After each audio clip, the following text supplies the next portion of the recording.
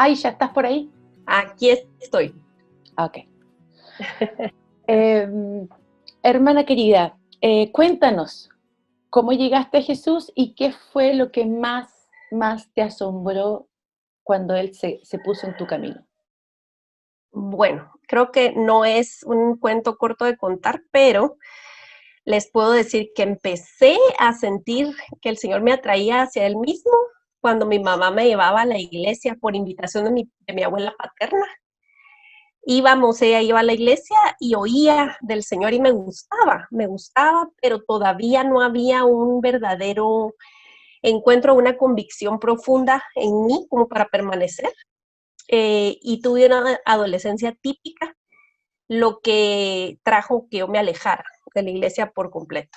Y luego el Señor tuvo a bien ponerme, cuando yo entré a la universidad, tuve toditos los cursos asignados, que en la universidad no es como en el colegio, por lo menos aquí en Guatemala no es así, o sea, ya es como muy random con quién te tocan las clases. Y en todas las clases yo notaba que me volvía a tocar con una chica y me daba cuenta porque nuestro carnet, nuestro número de identificación era el mismo, solo que tenía los 2 dígitos de último cambiados, de orden.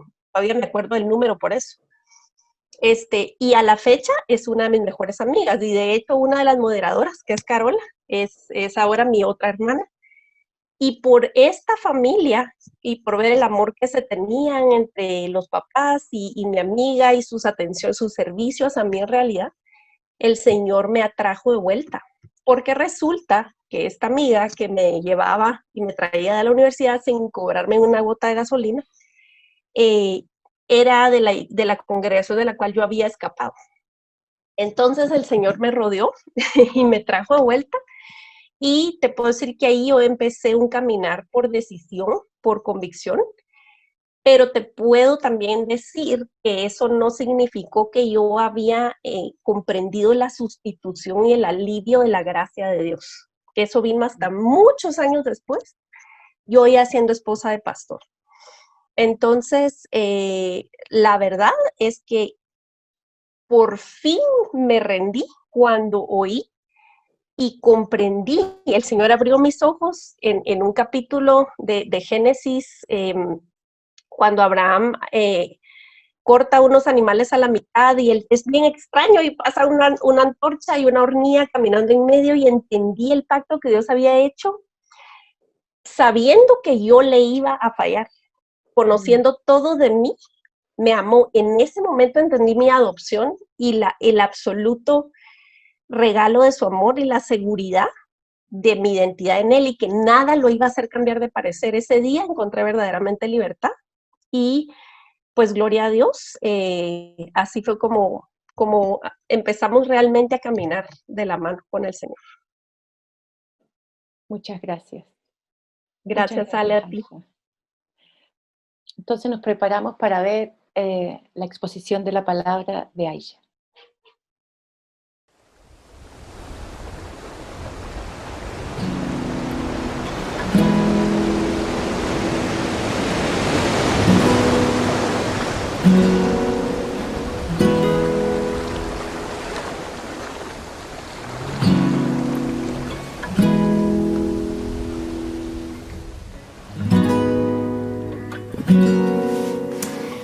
Hola, amadas hermanas, cuánto desearía estar allá con ustedes o que estuviéramos reunidas en un lugar físicamente, porque hablar aquí en un cuarto sola no es lo mismo definitivamente, pero sabemos que Dios obra para bien todas las cosas y que así ha decidido que pasemos, y estoy muy agradecida que podemos estar juntas de esta manera, aunque sea.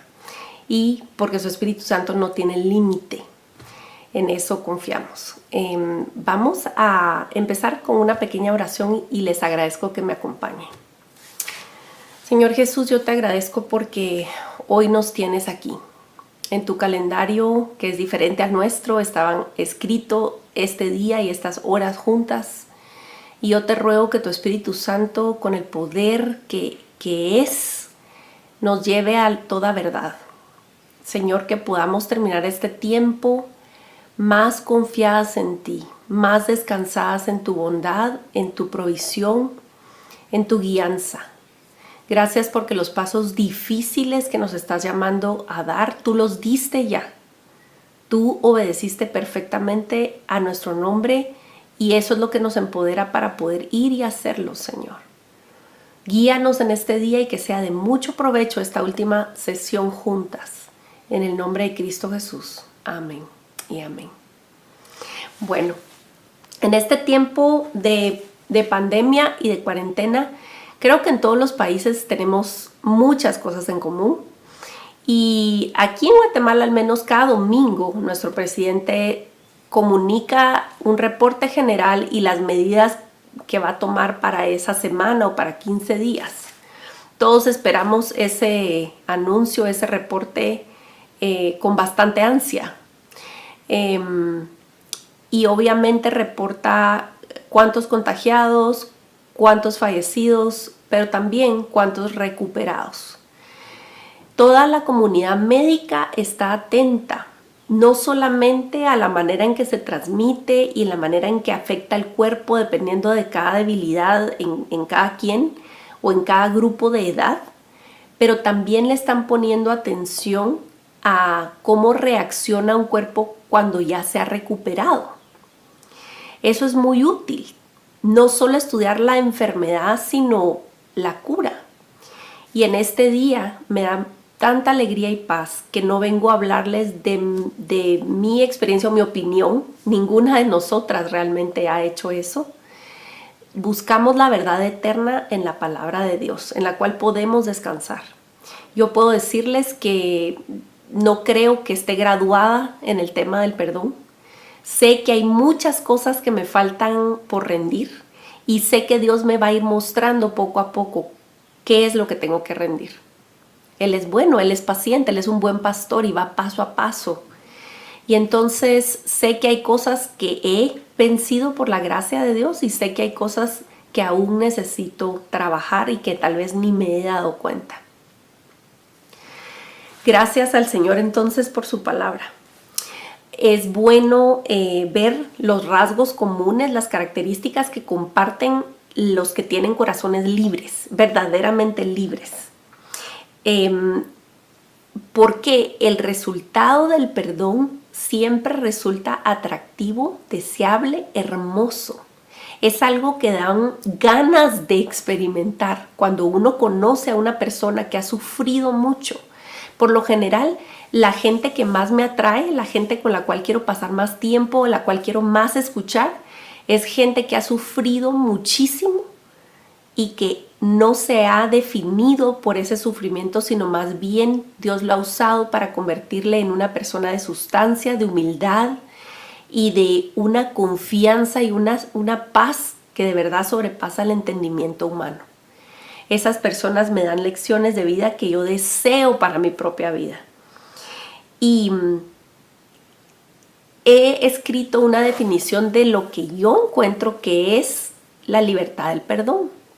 Las personas que son libres encuentro que tienen lo siguiente. Han aceptado que hubo daño, han llamado al pecado por su nombre sin minimizarlo, han dejado en las manos de Dios la justicia y la venganza que ve claramente la soberanía divina como el elemento predominante en su historia y por ende son capaces de amar a su prójimo, incluyendo a su enemigo, con actos de servicio generoso y gratitud permanente.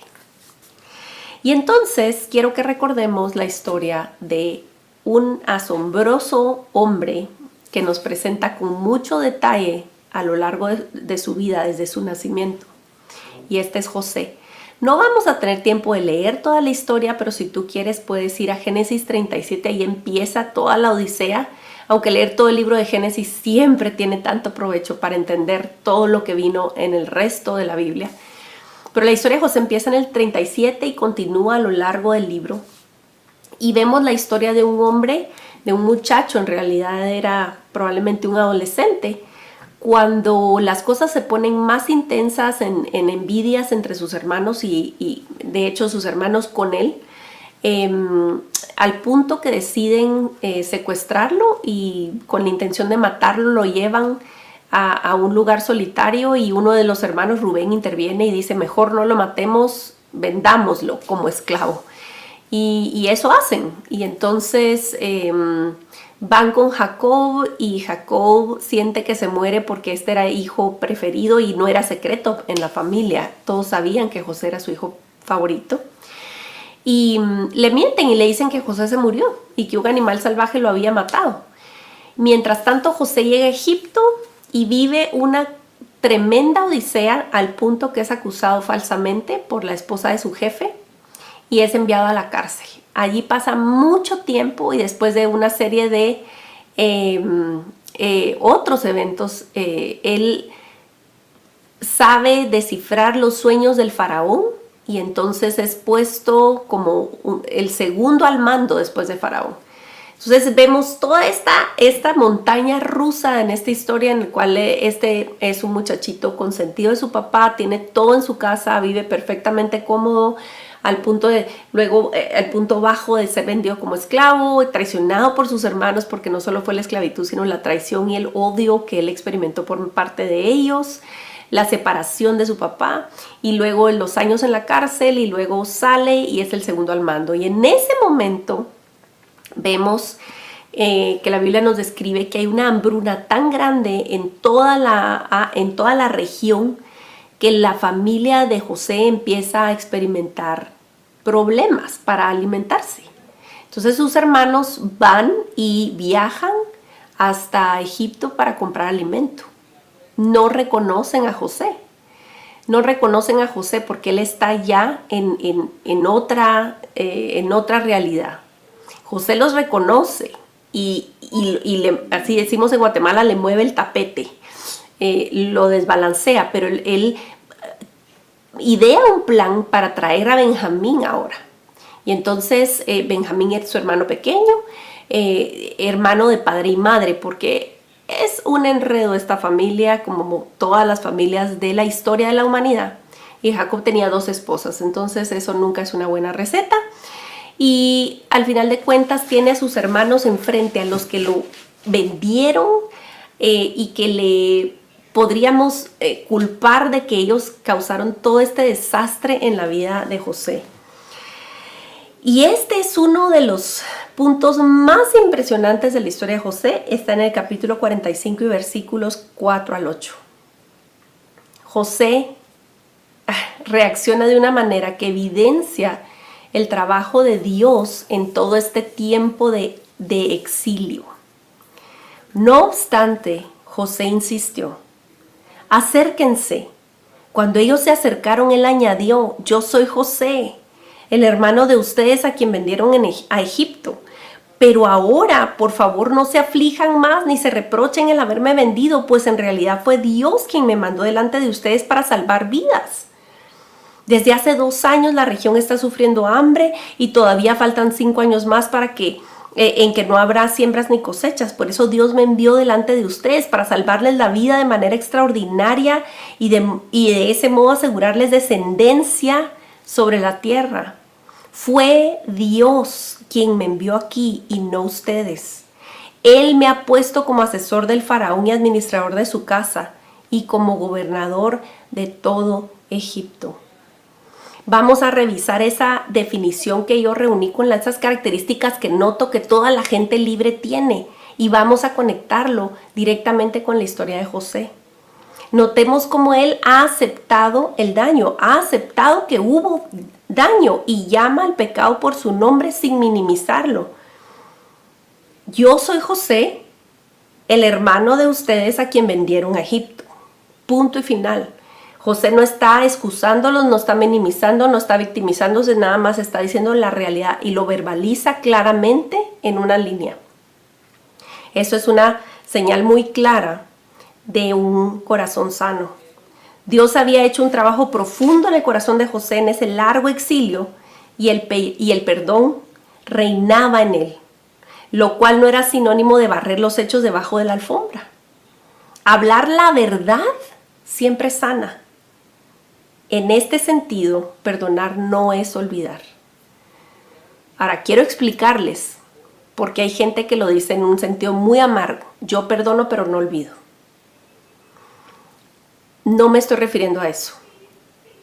Perdonar es dejar ir, y ya lo vimos en las dos conferencias anteriores, pero quiero decir que perdonar no es olvidar, no es borrar del récord la realidad, porque aceptar la realidad es señal de un corazón sanado y que puede hablar lo que pasó. Quiero decir que hay un término en inglés que la gente a veces dice coloquialmente y en español se traduciría algo así como sentir los sentimientos. Sentir los sentimientos es parte de la aceptación. José lloró mucho. Solo en este pasaje se dice que lloró en 2 puntos con intensidad, que él lloró realmente con una intensidad que en toda la casa de Faraón se dieron cuenta de que estaba pasando por el llanto desgarrador que José tuvo. El hecho de ser libre no quiere decir que no sintamos nada. De hecho, alguien que es robótico respecto a sus dolores pasados o traumas no denota sanidad, sino denota falta de empatía, lo cual no es saludable. Solo en este capítulo, en esta porción, vemos que llora, irrumpe en llanto 2 veces. Pero podemos estar seguros que José lloró noches de noches de noches, sin saber en realidad qué había pasado, y analizando los hechos y extrañando lo que conocía, podemos imaginarlo. El llanto en medio de tu proceso, incluso cuando ya has perdonado, no es sinónimo de desconfianza o falta de perdón. Es parte saludable de encarar todo el daño que sí fue hecho. Atravesar por el duelo de lo que te quitaron es un signo saludable de todos los que hoy son libres e incluso vuelven a confrontarlo cuando hay regresiones, porque hay situaciones en tu vida que te van a lanzar sin querer a cierto punto en el pasado y te van a hacer sentir otra vez el dolor. Y en esos momentos un corazón sano se da permiso de volver a llorar. Unas de mis amigas más cercanas, hermanas en Cristo, perdieron a su papá de una manera muy trágica. Él fue asesinado. Ellas eran adolescentes. Y he aprendido tanto de verlas atravesar los días difíciles. Yo considero que mis amigas están en un camino muy sólido hacia la sanidad. Pero aún hay días, hay cumpleaños, hay fechas, hay aniversarios, hay momentos, hay festividades que las retornan a sentir la ausencia de su papá. Y estoy segura que sienten la tentación de volver a odiar a quienes les arrebataron a su papá. Pero las he visto correr a la cruz vez tras vez. Llorar no es falta de perdón, quizás es una señal de que estás más sana de lo que pensabas. Aceptar la realidad incluye trazar los límites de la responsabilidad. Ser libre no quiere decir que negamos lo que se nos hizo, no implica minimizar o excusar la mala acción. La libertad incluye responsabilizar a quien es necesario responsabilizar e incluso trabajar en pro de que se cumpla la justicia sin poner allí nuestra esperanza. No es una señal de sanidad cuando alguien dice, bueno, no fue para tanto. O él no sabía realmente que eso estaba mal y lo tomamos a la ligera y acallamos la realidad. Cada caso es tan particular que no me puedo atrever a hacer una generalización, pero sí te invito a que hagas el trabajo duro de delimitar las responsabilidades, dónde está tu parte, dónde está tu responsabilidad, tu rol en esa situación y dónde está el rol de quien te agredió, de quien te ofendió, de quien pecó contra ti. Entonces José estaba claro de lo que había sido hecho y no temía decirlo. Un corazón libre también ve claramente la soberanía divina como el elemento predominante en su historia. Miren los versos 5 al 8, por favor no se aflijan más ni se reprochen el haberme vendido, pues en realidad fue Dios quien me mandó delante de ustedes para salvar vidas. Desde hace 2 años la región está sufriendo hambre, todavía faltan 5 años más en que no habrá siembras ni cosechas, por eso Dios me envió delante de ustedes para salvarles la vida de manera extraordinaria, asegurarles descendencia. Fue Dios que me envió aquí y no ustedes. Él me ha puesto de asesor del faraón. O sea, José adquiere a través de esta experiencia tan desgarradora un sentido de la soberanía divina y un descanso y una certeza, una confianza que solo Dios por medio de su Espíritu Santo puede dar. Nadie que esté viendo con ojos simplemente humanos va a poder declarar tal cosa. Miren cómo es Dios de un trabajo tan fino, tan excelente, tan profundo, que podemos decir, ustedes me vendieron a Egipto, pero fue Dios el que para bien está orquestando todo más arriba para salvación, para alimentarlos, para darles una descendencia. No perdamos de vista que esta es la familia, Abraham, Isaac y Jacob. Este es el hijo de Jacob. José es el hijo de Jacob. Esa primera promesa, desde el primer pacto que Dios, cuando se revela a la humanidad, dice, voy a hacer de ti una gran nación y de ti voy a levantar a un rey que reinará para los siglos de los siglos. Dios está velando porque su plan se cumpla, porque de esta familia iba a venir el Mesías, y al utilizar la maldad de los hermanos, Él estaba llevando adelante ese plan. La mente de Dios es más misteriosa de lo que imaginamos y más grande de lo que imaginamos, y podemos estar seguras de que nuestra historia está entrelazándose en su plan y nada va a burlar su plan. La libertad del perdón también es de aquellos que han dejado en las manos de Dios la justicia y la venganza. Tan conectado al punto anterior, tan conectado. Cuando vemos la soberanía divina y el actuar de Dios consistente con su carácter, podemos abandonar nuestra sed de venganza. Deuteronomio 32:4 dice así: Él es la roca, sus obras son perfectas y todos sus caminos son justos. Dios es fiel, no practica la injusticia, Él es recto y justo. Verso 35, mía es la venganza, yo pagaré a su debido tiempo. Su pie resbalará, se apresura su desastre y el día del juicio se avecina. Esto es en el Antiguo Testamento, y luego en el Nuevo Testamento tenemos varios pasajes y quiero resaltar uno nada más, Romanos 12:19. No tomen venganza, hermanos míos, sino dejen el castigo en las manos de Dios, porque está escrito, mía es la venganza, yo pagaré, dice el Señor. El vivir en el perdón es saborear la cruz, pero también es un adelanto del cielo. Cuando tú te aventuras a creerle a Dios en que perdonar es un mejor plan que el tuyo de venganza, estás muriendo a ti misma para vivir para Él. Y eso es vivir en una manera crucificando tu carne.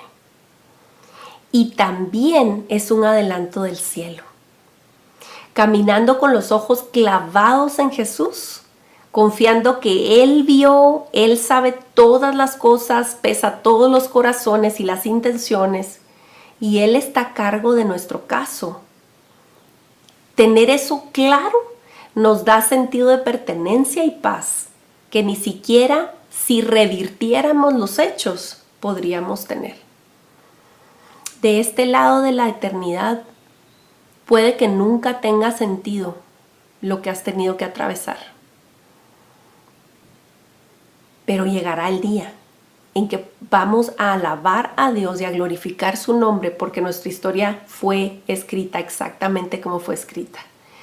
Hay lados de Dios, hay facetas de Dios, hay lazos que Dios forja a través de estos dolores que no podrían ser posibles si la historia fuera como tú la hubieras querido. Y esto nos lleva a lo siguiente. Alguien que vive en la libertad del perdón es capaz de amar a su prójimo, incluso a su enemigo. Lo más increíble en esta historia de José es que no solo no les quita la vida y no se venga, porque hubiera sido suficientemente magnánimo y bueno el hecho de que ellos vinieran y él no los destruyeran en el momento, o fuera cruel o los torturara por años en un calabozo. Si los hubiera dejado ir, hubiera sido suficientemente bueno. Pero José va más allá, porque un corazón libre es capaz de amar irracionalmente y dar algo a su enemigo cuando no puede retribuirle y que pudieran echarle en cara. Génesis 45, 11 y 24 dice: yo les proveeré alimento allí, porque aún quedan 5 años más de hambre, de lo contrario tú y tu familia y todo lo que te pertenece caerán en la miseria. Al despedirse de sus hermanos, José les recomendó: no se vayan peleando por el camino. Vemos cómo en este capítulo y el siguiente se nos describe cómo el faraón le provee a toda la familia de José el equivalente a que mandáramos furgones, camiones vacíos para que trajeran todo el menaje de casa, todo su ganado y se fueran en limusina a traer a su papá y traerlo de regreso.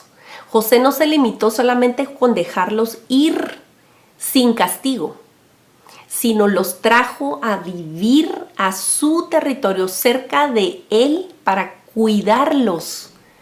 Ellos hicieron una vida en los mejores terrenos del Gosén, eso es lo que dice la Biblia.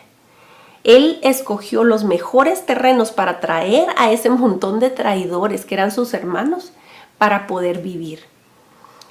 Tienen una recompensa que definitivamente no se merecen. José quería nada más besar y abrazar a su papá y lo recibe. Y podríamos pensar que ese es el final feliz, pero aún hay más en esta historia. José no solo los perdonó del diente al labio, las acciones de José denotaron que había un poder superior capacitándolo para poder dar lo que era ilógico. Él tenía un corazón verdaderamente viviendo en la libertad del perdón. Un corazón así tiene una actitud de agradecimiento permanente porque confía y descansa. ¿En qué confía? En la soberanía divina que ya vimos y en que Dios mismo pagará a cada quien conforme a sus hechos. Los hermanos de José seguían pensando que realmente no los había perdonado. ¿Por qué sabemos eso? Porque capítulos después, en el Génesis 50, vemos que su padre muere, Jacob muere y ellos empiezan a afligirse y pensar: se murió mi papá, entonces ahora sí, José ahora sí se va a vengar porque ya no está mi papá. Y de plano, él hizo eso para quedar bien con mi papá y para que mi papá estuviera tranquilo en sus últimos días y ahora sí se va a vengar. Ellos seguían pensando así. Buscaron protegerse, armaron otro plan y siguieron mintiendo, pero José ya había recibido, había afilado tanto sus sentidos, había madurado tanto que ya él podía ver a través de todo eso. Y les dice: no tengan miedo, les contestó José. ¿Puedo acaso tomar el lugar de Dios? Es verdad que ustedes pensaron hacerme mal, pero Dios transformó ese mal en bien para lograr lo que hoy estamos viendo: salvar la vida de mucha gente. Así que no tengan miedo. Yo cuidaré de ustedes y de sus hijos. Y así, con el corazón en la mano, José los reconfortó. ¿Qué clase de amor es este? Que con todo el poder para aniquilar a quienes le habían hecho humanamente pozoles. Le quebraron su vida en 1000 pedazos. ¿Qué clase de amor es este? Que no solo no los castiga, sino los recibe, les da casa y alimento y los sigue protegiendo el resto de su vida. Este es el amor que solo Cristo puede dar. José es apenas una sombra débil de quien Cristo es. Jesús es el hermano a quien vendimos. Jesús es el que se fue a padecer y a ser falsamente acusado, a sufrir lo que no tenía por qué sufrir, a ser humillado cuando no tenía por qué ser humillado, y que luego, al descubrirnos en nuestra maldad, no nos aniquila, sino nos trae a casa para protegernos, para amarnos, para decirnos: ni yo te condeno, estás seguro conmigo. Yo, dice Jesús, dice el Señor, yo sí puedo perdonar y olvidar por completo. Yo escojo no traer a la memoria lo que tú me hiciste a mí. Porque saben una cosa, cada mal pensamiento y cada mala acción, nuestra esencia, el pecado que nos habita, toda nuestra rebeldía, todo lo que hemos hecho en nuestra vida que no es acorde a la voluntad de Dios es claramente contra Él. Y Él ha escogido intercambiar lugares con nosotros y pagar el precio de nuestra libertad para que podamos vivir en abundancia, escondidas en Cristo. Amada hermana, no tenemos un sumo sacerdote incapaz de compadecerse de nuestras debilidades, de nuestros dolores, de nuestras lágrimas, de las injusticias que hemos vivido, sino uno que fue tentado en todo, pero hallado sin pecado. Corramos a Él para el oportuno socorro, porque Él puede, Él quiere y Él puede. Si hoy te vas de aquí siquiera dando el beneficio de la duda a este Dios bueno que te quiere ver caminar y vivir en libertad, nos hemos dado por dichosas. Dios tiene una manera de hacernos libres y podemos dejar nuestro caso en sus manos. Que Dios te bendiga. Vamos a orar. Señor, muchas gracias por tu palabra, por tu revelación, por tu verdad y por tu Espíritu Santo, porque no está en la boca del que anuncia el mensaje, sino en el mensaje y el que envía el mensaje. Gracias porque tu Espíritu Santo nos guía a la verdad y a la libertad. Gracias, Señor Jesús, porque tú nos pides nada más lo que tú has hecho, has completado y estás dispuesto a hacer por nosotros y en nosotros. Confiamos en ti, Señor, en el nombre de Cristo Jesús. Amén y amén.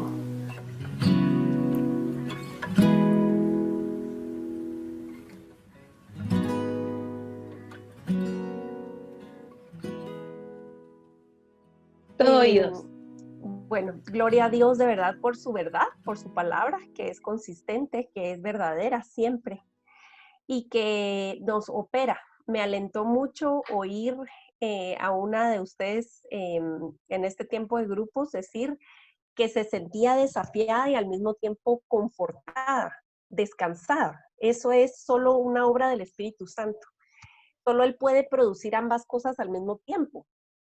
No queríamos que ustedes se fueran de aquí más cargadas diciendo tengo que hacer, tengo que, sino que ustedes al ver el glorioso rescate de Cristo puedan tener acceso al descanso y en el descanso, como un fruto de ese espíritu, entonces ejercer lo que nuestro hermano mayor ejerció con nosotros, por natural, nuestra voluntad.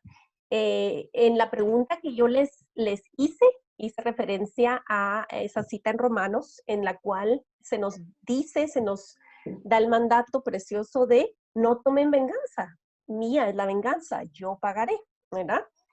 Y mi pregunta se refería a qué te hace sentir, qué produce en ti tener esta verdad. Es una verdad. Ahora quiero que nada más no quede duda de que esto no es una autorización para nosotros regodearnos o estar felices. Mi enemigo va a recibir el castigo que yo no puedo. Dios se va a vengar por mí. En cierto modo, sí, y en cierto modo esa gana de querer justicia y eso revela, sí, porque somos imagen y semejanza de Dios y revela el corazón de un Dios justo. Pero es bien sutil el decir, escondernos en ese verso bíblico, incluso en esa verdad, esconder nuestra gana de venganza en vez de rendirla. Entonces yo quiero que rápidamente leamos Ezequiel 18:23, y si no lo tienen, yo se los leo. Esto es en la Nueva Versión Internacional. ¿Acaso creen que me complace la muerte del malvado? ¿No quiero más bien que abandone su mala conducta y que viva? Yo, el Señor, lo afirmo. El corazón del verdadero profeta de Dios, créanme que yo sé que este es un término bien abusado en toda Hispanoamérica, Latinoamérica, y se malentiende, pero cuando nosotros nos paramos y declaramos lo que es verdad en la palabra de Dios, estamos en una manera profetizando, anunciando, proclamando. Y los verdaderos seguidores de Cristo que proclaman su verdad no se alegran de la condenación del malvado. Más bien, el que sabe la verdad y es libre, verdaderamente libre, se une al clamor de su Salvador en querer salvación. El Señor dice que tiene misericordia y que está alargando los días para regresar, para otorgar chance, oportunidad de que haya arrepentimiento. Entonces, aun cuando no hay una reconciliación, o yo no puedo, como en la vida de José, yo servir a mis agresores y darles un lugar donde vivir y ejercitar esa manera tan explícita de desplegar el Evangelio, sí puedo unirme a Jesús en su intercesión por el que me ha hecho mal. Sí puedo rogarle al Señor constantemente que traiga a todos al arrepentimiento. Nuestro corazón debe de unirse al del Padre en ese sentido. Y el dejar ir a una persona no es bueno. Yo ya no me voy a vengar, yo no voy a hacer nada, pero espero que el rayo que caiga del cielo. Eso, guardemos nuestro corazón de hacer eso. Dejar nuestro caso a los pies de la cruz significa que yo me uno al clamor de mi Salvador en interceder en favor para poder gozarme en la salvación. ¿Qué más quisiera yo?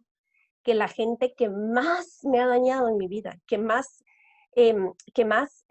estragos ha hecho el cuerpo de Cristo, venga al arrepentimiento. Ese sería un día glorioso. Yo anhelo que en los días en donde mi mente quiere divagar en una venganza barata, en una venganza de mi talla, que Dios me corrija con una visión más amplia en la cual de verdad haya quebrantamiento y arrepentimiento verdadero para que juntos gocemos de la eternidad.